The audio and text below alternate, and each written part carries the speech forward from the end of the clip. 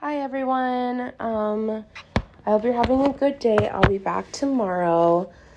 We are on page 95. It's called The Beggar in the Corner. We're going to see Odysseus show up and show out. So we're on 95. Next morning, Telemachus went home, and there he found most of the suitors practicing spear throwing, while the rest were killing pigs for the morning meal.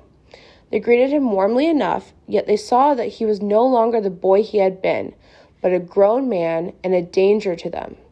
There was murder in their hearts, and he knew it, remembering the galley waiting under the bluffs of Same, though he gave no sign. So Telemachus pops up at the palace to check on his mom, check on his kingdom. I think it was 180 suitors are there. They see him, they're like, oh my God, this is a man. This is not the boy that left us. And so they're like, we are out to get you. And Telemachus knows it, because remember, he found out about their little plot earlier. Okay, 95. His mother, having been forewarned of his coming by Eumaeus, greeted him in her chamber, half angry, half weeping for joy that he was safely home. And Telemachus comforted her, told her of his journey and the news that he had gathered of his father, and promised that he would be home soon. He longed to tell her the whole truth, that he had been with Odysseus only that morning and had left him in the swineherd's farm, but he remembered his father's bidding and remained silent. So his mom, Penelope, sees him, greets him, and is like, I'm mad at you because why did you leave? But also I'm joyful because you're back. He doesn't tell her that Odysseus is back.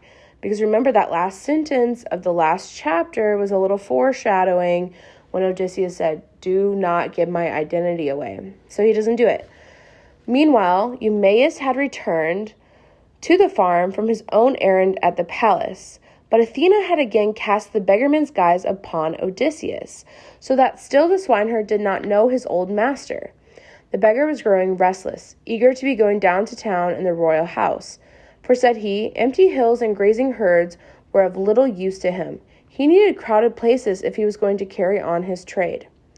So Odysseus is still in disguise with the pig farmer.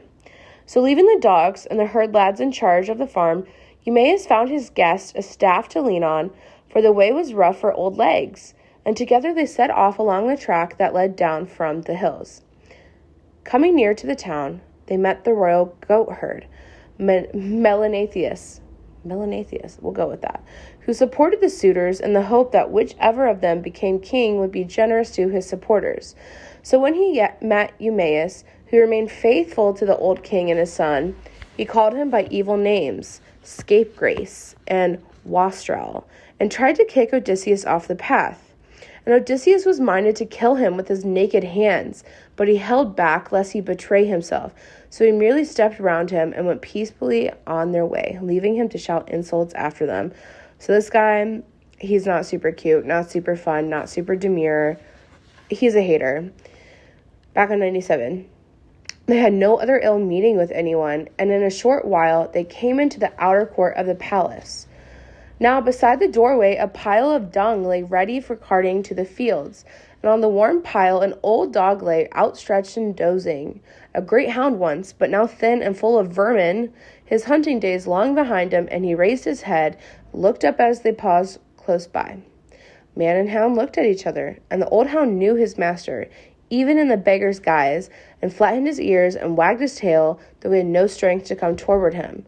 And Odysseus knew his hound, Argus, who had been scarcely more than a pup when the black ship sailed. Ooh, this is a cute little moment where Odysseus gets to see his dog that he left behind 20 years ago.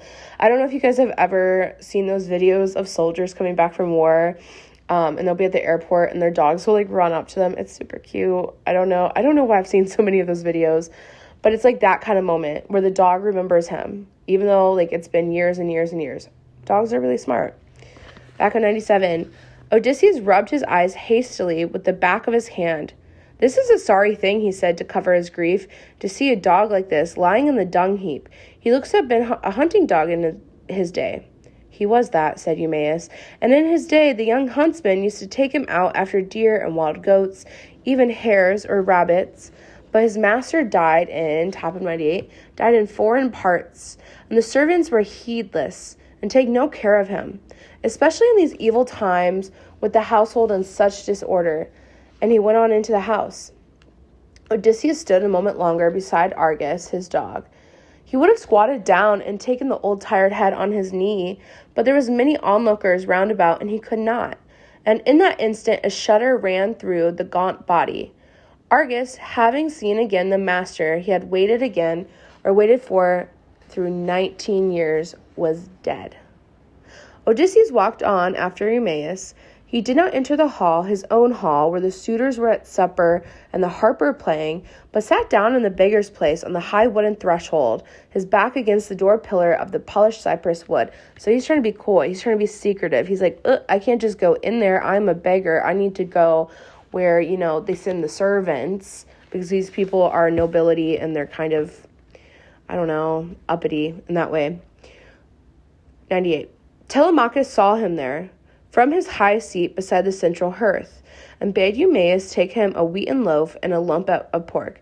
Odysseus ate the food, and then, thinking to test the suitors to see if there was any kindness among them, he took his filthy pouch and made his way up the hall, begging as he went. Some of the young lords tossed him crust and bones, but one, it was Antonius, back from his empty watch below the buffs of the same, caught up a stool and struck him on the shoulder with it. This man hits him with a stool. This is the man that was trying to kill Telemachus too, so he's not fun. May death come upon Antonius before his wedding day, said Odysseus, and there was an uneasy grumbling murmur from the rest, and spurts of laughter that was only half laughter and half something else, for they knew the dangers of ill-treating such a stray comer, who might well turn out to be a god in disguise. So Antonius forgot about his little Xenia, which they're supposed to have. They're supposed to be good hosts, because who can pop up? Who could this beggar be? It could be freaking Athena. It could be Zeus even. It could be Poseidon. We don't know. You're supposed to treat people well because of this. And he doesn't.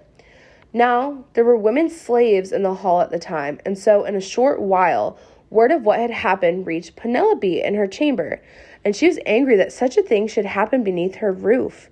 Also, it had long been her custom to talk with every stranger and traveler who came that way, in the hope that they might have some news of her lord. So she sent for Eumaeus and bade him bring the beggar to her chamber. But when Odysseus received the summons, he sent back word by the swineherd that he had been struck once in the hall and would not come into the house again until the rabble of suitors had gone home for the night. And to this the queen agreed, saying that she would meet him in the hall when the quiet time came.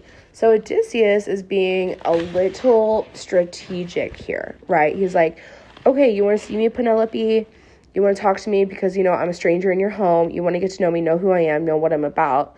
I'm not coming in here until those 180 men get out the door, right? He's being strategic here. 99. Odysseus settled down in the doorway to wait, but he was not suffered to wait long in peace. For there was another beggar about the palace who had been, as it were, the reigning beggar for a long time, a man named Iris, a big fellow, but with little muscle or metal.